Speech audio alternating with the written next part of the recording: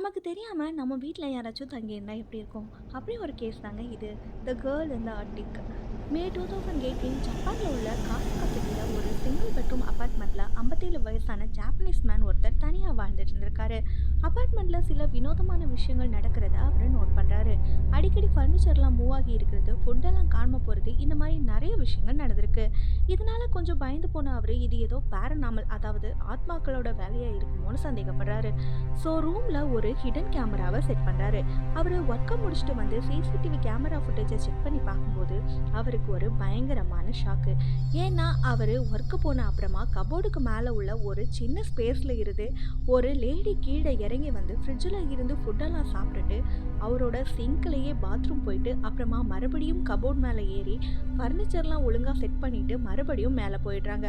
இதை பார்த்து ஷாக்கான அவர் உடனே போலீஸுக்கு இன்ஃபார்ம் பண்ணுறாரு. போலீஸ் வந்து மேலே ஏறி அந்த லேடியை அரெஸ்ட் பண்ணுறாங்க. அந்த கபோர்ட் மேலே உள்ள அந்த சின்ன ஸ்பேஸில் போய் பார்க்கும்போது அங்கே ஒரு மேட்ரஸ், அப்புறமா சில வாட்டர் பாட்டில்ஸ், அப்புறமா ஒரு போர்ட்டபிள் ரேடியோவும் இருந்ததாக சொல்லப்படுது.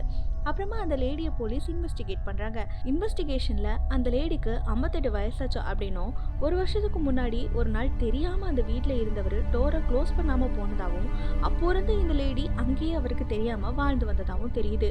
அந்த லேடி எப்போ ஓனர் வெளியே போன அப்புறமா கீழே வந்து சாப்பிட்டுட்டு பாத்ரூம் எல்லாம் யூஸ் பண்ணிட்டு அப்புறமா மறுபடியும் மேலே போயிடுறாங்க. அவங்க கிட்ட எதுக்காக இப்படி பண்ணீங்கன்னு கேட்டதுக்கு அவங்களுக்கு போக எந்த பிளேஸும் இல்லை அப்படின்னும், தான் கிடைக்கிற வீட்டில் இந்த மாதிரி வாழ்றதாகவும் சொல்லியிருக்காங்க. ஸோ அவங்க மேலே அத்துமீறி வீட்டில் நுழைஞ்சதா கேஸ் ஃபைல் பண்ணுறாங்க. பட் அந்த லேடி மேலே எந்த மேஜர் ஆக்ஷன்ஸும் எடுக்கப்படல அப்படின்னு சொல்கிறாங்க. எப்படி ஒருத்தரால் சீக்ரெட்டாக ஒருத்தங்க வீட்டில் அவங்களுக்கே தெரியாமல் இருக்க முடியும் அப்படிங்கிறது மக்களை ரொம்பவே அதிர்ச்சி அடைய வச்சுது.